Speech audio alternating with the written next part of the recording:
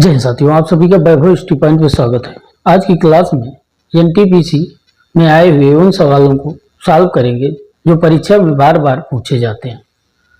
सवाल नंबर 1, दो अंकों की एक संख्या के अंकों का योग 14 है।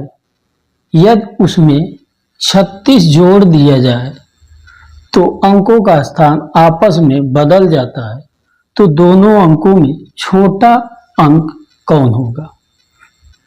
इस प्रकार के सवाल को सॉल्व करने के लिए ऑप्शन को लेते हैं। तो सबसे पहले 4 लेंगे, 4 + 10 = 14।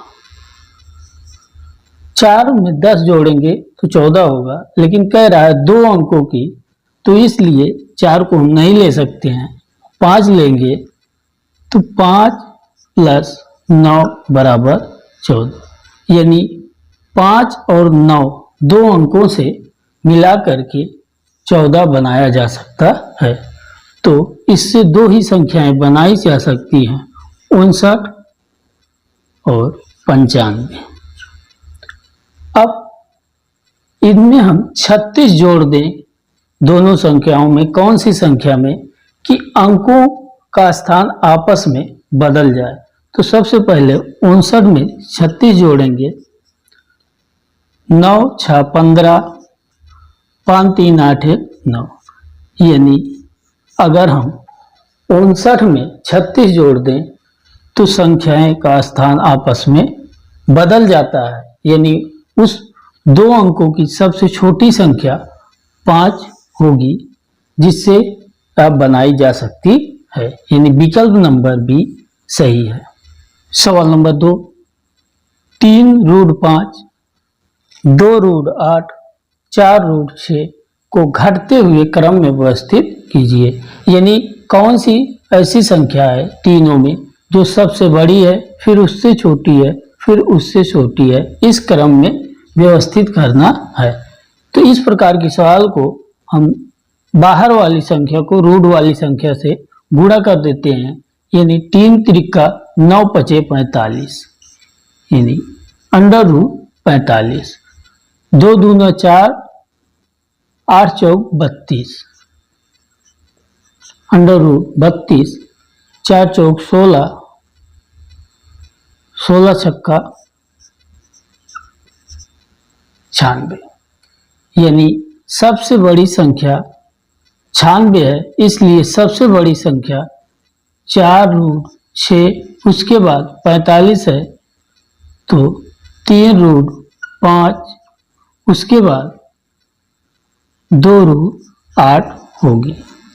सवाल नंबर 3, 1 भागे बड़ा कोष्ठक मझला कोष्ठक p² भागे p + 6 भागे 6p कोष्ठक में p + 6 को सरल करो।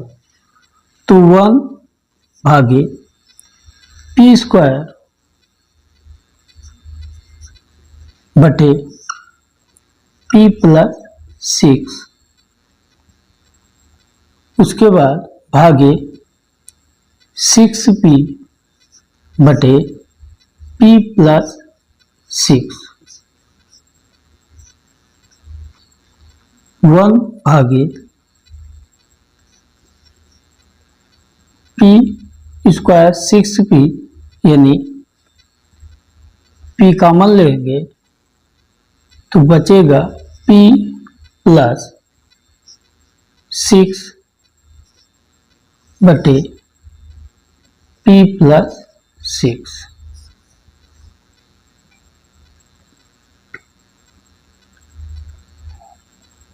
p 1 भागे p + 6 कट गया p, तो 1/p, यानी विकल्प नंबर ए सही। सवाल नंबर 4, बड़ा कोष्ठक छोटा कोष्ठक 169 × 121 भागे 11 × 13 को बड़ा कोष्ठक बंद -3 का मान कितना होगा। तो सबसे पहले छोटे कोष्ठक को सॉल्व करेंगे, यानी 169 गुणे 121 भागे 11 गुणे 13। बड़ा कोष्टक बंद -3। 13 तिया ग्राम में 169, 11 ग्राम में 121, यानी 13 गुणे 11। 11 तिया 33 की 3, 11 1 11, 3 14। अब -3 बराबर 143 में 3 निकल जाएगा तो 140, यानी ऑप्शन नंबर बी सही है।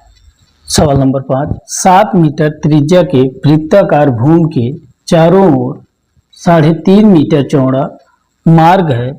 मार्ग का क्षेत्रफल ज्ञात करो। 7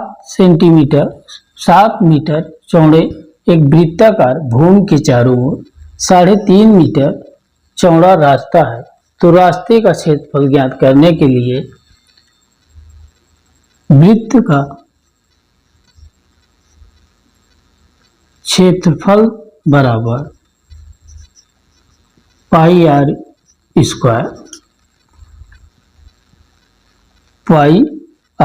स्क्वायर, यानी पाई का मान 22/7 गुणे 7 गुणे 7।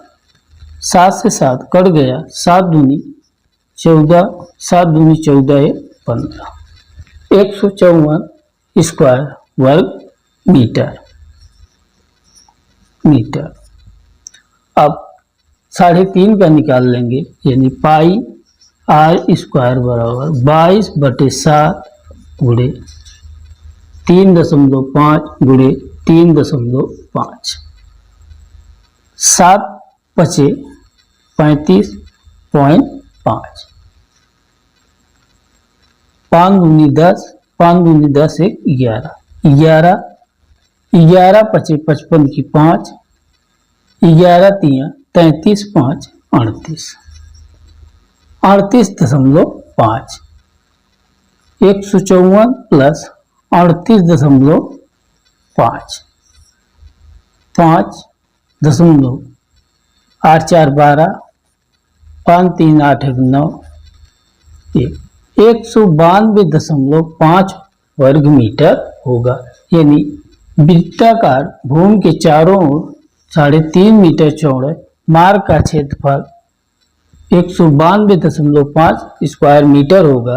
यानी विकल्प नंबर सी सही है।